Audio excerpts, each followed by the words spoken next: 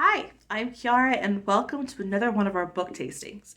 Today, we're going to get a tiny taste of the book Dragon Slippers by Jessica Day George.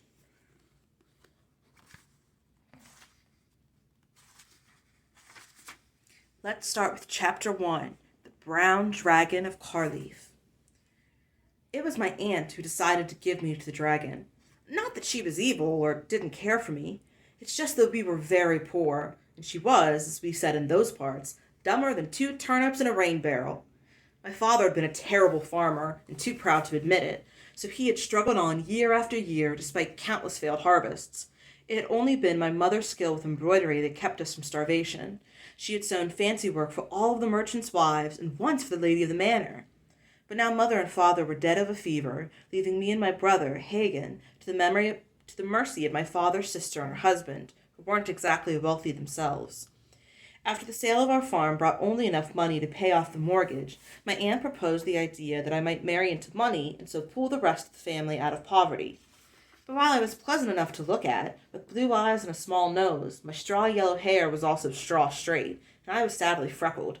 To be blunt, I was no beauty, and as I could not spin straw into gold or cry diamond tears, there was no reason for a wealthy suitor to overlook the fact that I had no dowry whatsoever. "It will have to be the dragon," my silly aunt declared as we all sat around the hearth, holding what my uncle called a council of war. "Surely a brave adventuring knight will save her from its clutches," she continued, "and then we shall all be taken away to live in his castle." She was also very fond of reading romantic tales. "All of us?" My uncle looked up from where he sat by the fire and whittled a rattle for my newest cousin. "Throwing yourself and myself and our youngsters into the mix as well." He winked at me behind her back. He had a sly sense of humor after years of dealing with my aunt. "It's the least he could do," she said stiffly, which really made no sense at all. Why should anyone be rewarded for defeating a dragon by being saddled with a dowryless, freckled wife and well over a dozen daft and impoverished in-laws? No matter how I pleaded and my uncle argued logic, my aunt would not be swayed. That my uncle finally agreed to the plan made me realize just how badly off they were. Their farm, like my father's had been, was on the brink of ruin.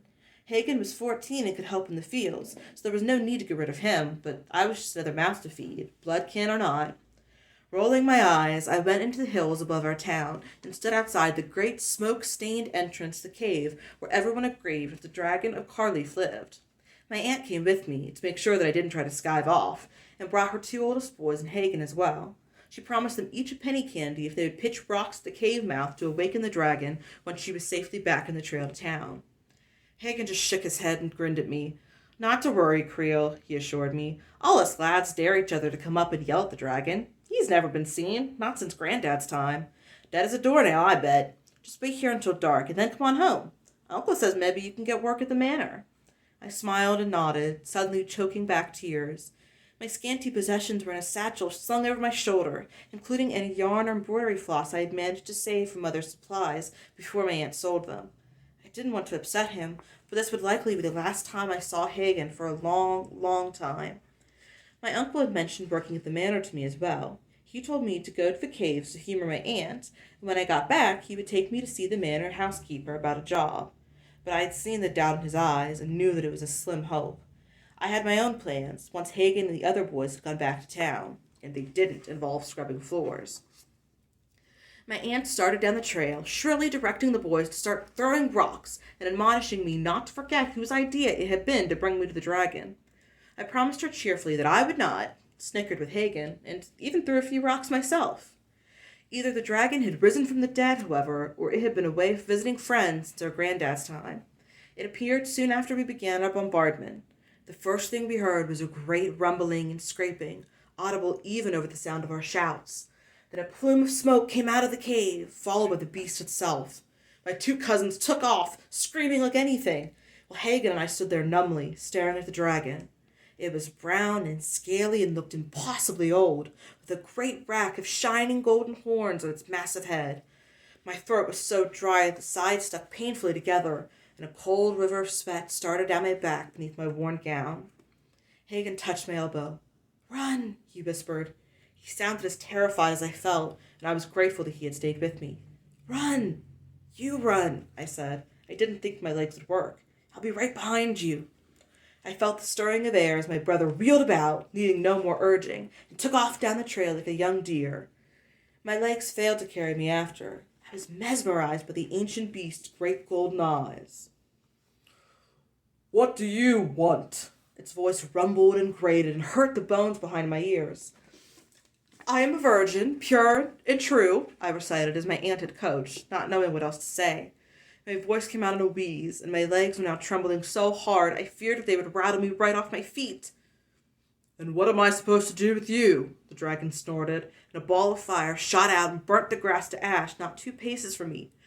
"Nothing. I am sure that a noble knight will come to save me from your clutches." I blushed to say something so ridiculous, but I didn't know how else to answer. I wasn't actually in his clutches, and the Lord of Carleaf's son was the only noble knight for miles around, and was known more for his skill at dancing than his fighting prowess. "Are you a princess?" "No." "Then what are you?" "I'm the daughter of a farmer," I said, lifting my chin. "My name is Curlisel Colbrun." "Oh, by the first fires," the dragon moaned. "I have no desire to deal with this." He shook his rack of horns. "I am old and tired and bored with all the foolishness the humans cause." "Oh," I said, feeling as foolish as they come. It had not occurred to me or to my family that even the dragon might not want me. Its words also made me wonder, who would come after the daughter of a poor farmer? Would some knight or lord really be moved enough by my plight to risk his life for a nobody like me? "I'm sorry," I told the dragon sheepishly. "I can leave." I had a vague idea of where I would go. I thought to carry on my mother's dream of opening her own dress shop in one of the larger cities, and anything would be better than being eaten by a disgruntled and elderly dragon. "I don't think so," the dragon rumbled. "Get into the cave. Go on." I waved one claw toward the entrance. "I'd like to find out exactly how much trouble you're going to cause before I decide how to dispose of you." "I'd really rather save you the worry," I said desperately. "Go," the dragon said again, pointing into the dark cave. "Hurry." I had to admit, scared though I was also quite curious about what a dragon's lair would be like. Would I be permitted to see the great mound of gold on which he slept? Was the floor carpeted with the bones of fallen knights? Steeling myself, I cautiously preceded the dragon into his cave. It was quite a disappointment. Really, there was nothing out of the ordinary about the dragon's lair at all. It was almost exactly like the caves to the east, where my girl cousins spent their swains to canoodle. Nothing more than a large, damp room with some imposing but not particularly inspiring rock formations. I breathed a faint sigh of regret, inhaling the odor of stone and cold, just a hint of sulfur. Perhaps I would not be treated to a sight of his hoard after all. I was no longer as worried about being eaten as I had been. This dragon did not seem that inclined toward munching on human flesh. I was more worried that he would send me away empty-handed, without either a champion or a generous dowry. I didn't want the champion, but the dowry money would come in handy. It seemed that I had heard stories of noble creatures such as dragons taking pity on doweryless girls and gifting them with ancient treasures. Hadn't I? Perhaps it wasn't dragons, but surely to avoid having to fight some overzealous knight, this one might make an exception. "Don't step in the pool," the dragon's rough voice intruded on my reverie. I halted in time to avoid putting my foot in a perfectly circled pool in front of me. I looked down and couldn't see the bottom, and to my alarm I couldn't see my reflection either, just the dragon looking back up at me. But it wasn't my dragon, I realized at the start. It was a blue-gray dragon with only 2 horns on its head, and it was looking at me from the pool with an expression of what I guessed to be surprise. "By the first fires, Theodotus, what is that you've got there?" The voice of the blue-gray dragon rippled the waters of the pool just slightly, but his image didn't waver. It was an unsettling sight. "It looks like a human female." "It is a human female," the brown dragon said with disgust. "It appeared at the entrance of my cave, demanding that I fight some knight over it. I never wanted it to begin with." "Half a moment," I protested, tearing my gaze away from the alarming vision in the enchanted pool. "I never demanded any such thing. I've been offering to leave quietly, and you wouldn't let me." "Its clan sent it here," the brown said woefully. "Now it thinks that a knight will come to save it, even though it is not nobly born." "Coo-wee," the blue-gray breathed. "It's been years since I've had to fight a knight." It licked its chops with a long forked tongue. "I don't know what you're complaining about. She looks tasty enough, and you'll get to eat her champion, too." A rattling laugh stirred the water. "It's almost good enough to make me fly over to your territory to share the feast." My knees were knocking together so hard that I was sure the dragons could hear them. My teeth had begun to chatter. The brown dragon rather reminded me of the local tailor, who was much plagued by his wife and 8 children, and liked to pretend that he couldn't stand the lot of them. Secretly, though, he doted on the entire brood. But this great beast wasn't the local tailor. He was an animal, a monster, really, and it seemed that he did eat humans. Or at least he was acquainted with dragons that did. I hated my aunt suddenly, with a ferocity that startled me and kept me from hearing the brown dragon's next words. Beg pardon? I shook my head to clear my thoughts. It was certainly the wrong time for me to be daydreaming, but there was something so surreal about my situation that I could hardly focus in the here and now. We were not speaking to you, Theoratus said in his dry voice. If you must use the pool, you must, the blue-gray dragon sighed. But promise me that you will summon me right back, Theoratus. I am dying to know how this is going to turn out. Very well, Theoratus agreed in a much put-upon tone. Now go. He put one claw into the pool and stirred it, breaking up the image of the other dragon, which had something that nearly approached a grin on its face. Theoratus withdrew his claw and then blew a gust of hot, sulphurous breath across the surface of the pool. The surface boiled, and then the bubbles were replaced by an image I recognized as the gates to the Lord's manor. Standing before them were my aunt, Hagen, and the entire host of my cousins. There was a large crowd of townsfolk as well, and I groaned in despair. Even if the dragon did let me go, there would be no living this down. I was going to have to leave Carleaf forever. Theoratus dipped a claw into the water briefly, and the sound of my aunt's piercing voice filled the cave. Swept down out of the sky like some great demon from the holy writings, she squawked, waving her arms for emphasis, while my female cousins all sobbed into their aprons and nodded in carefully coached agreement.